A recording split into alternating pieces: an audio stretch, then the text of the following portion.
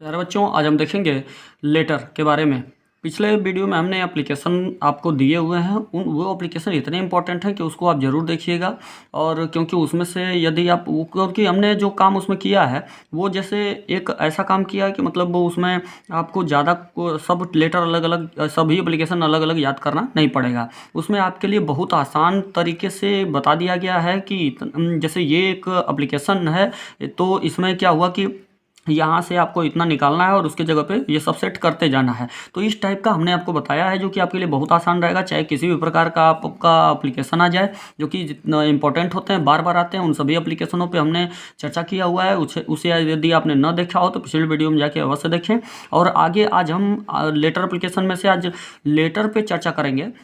तो लेटर आपके जो दो सबसे अधिक इम्पॉर्टेंट होते हैं, जो कि बहन की शादी के लिए आपको किसी को अगर इनवाइट करना है, अपने मित्र को या किसी को, तो वो आप यहाँ पे इनवाइट करते हैं। तो उसके लिए आपके लिए लेटर लिखने के लिए होता है। और अगला लेटर जो है होता है वो आपको माता पिता को यानी किसी से पैसा मांगने के लिए, यानी घर पे आप कहीं जैसे कहीं दूसरे जगह रहते हैं और आप पढ़ रहे हैं और वहाँ से आप पैसा मांगते हैं घर से, तो उसके लिए आपको पूछता है।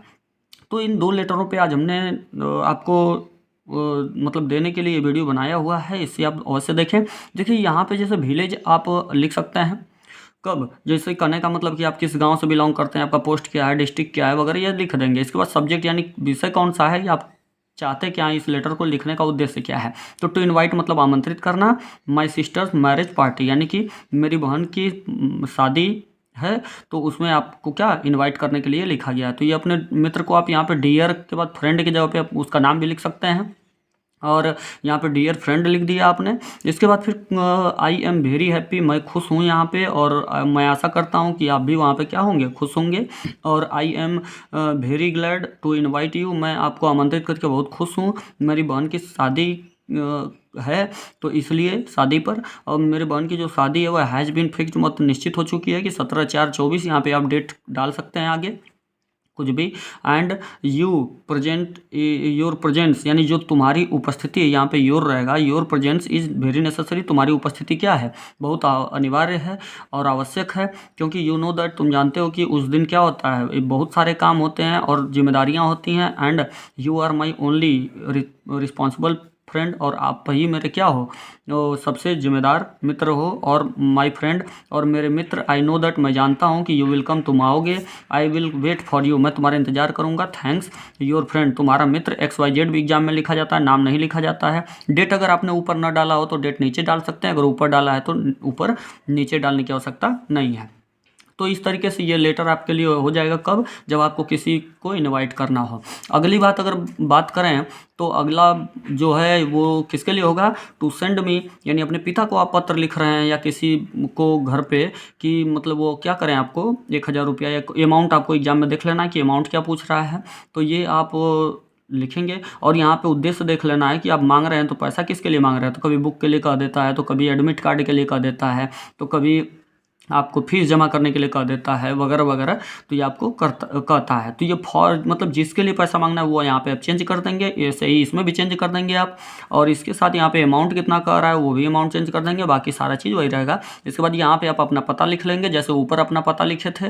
तो ये जो लिखता है उसका पता होता है यहाँ पे, और ऊपर भी जो लिखा गया जो लिखता है उसी का पता होता है, यानी लेटर में वही होता है जो लिख रहा है उसका पता। और उसके बाद फिर डेट यहाँ पे भी आप डाल सकते हैं, जैसे कि मैंने डेट ऊपर नहीं नीचे डाला हुआ था, तो ऐसे आप ऊपर या डाले हैं तो नीचे मत डालिएगा, नीचे डाले हैं तो ऊपर मत डालिएगा। तो इस तरीके से आप डेट डाल लीजिए। और फिर इसके बाद सब्जेक्ट, यानी इसका सब्जेक्ट क्या है आपका, कि आपको भेजने के लिए कहना है कि मुझे भेजिए 1000 रुपया किताब के लिए, इसलिए आप पिता को पत्र लिख रहे हैं। तो पिताजी से आप कह रहे हैं कि आई एम क्वाइट वेल, तो क्या मैं क्या हूँ, आई एम क्वाइट वेल या क्वाइट हेल्दी, मतलब मैं यहाँ स्वस्थ हूँ। और मैं आशा करता हूँ कि आप भी वहाँ स्वस्थ होंगे। और I want to see you, मैं आपको देखना चाहता हूँ। But I have to live here, लेकिन मुझे यहाँ रहना पड़ेगा फॉर स्टडी, मतलब अध्ययन करने के लिए। पापा आई एम वर्किंग हार्ड, मैं बहुत मेहनत कर रहा हूँ। एज यू वांट, जैसा आप चाहते हैं।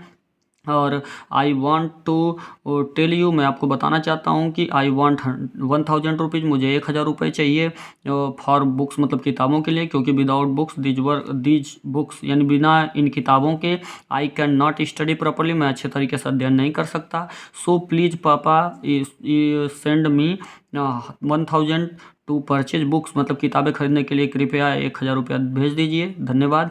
योर फेथफुली सन, आपका आज्ञाकारी शिष्य जो होगा ये, तो इसके बाद XYZ, यहाँ पे अपना नाम नहीं लिखेंगे, आपने ऊपर डेट डाला हुआ है इसलिए यहाँ पे नीचे डेट नहीं डालेंगे। तो इस तरीके से आप तैयार कर लेंगे।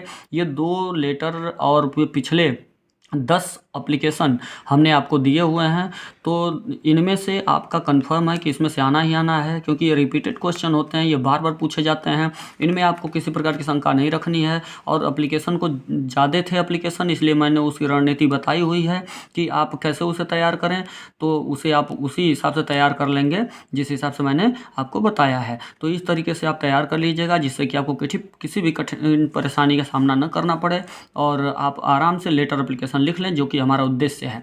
Thank you.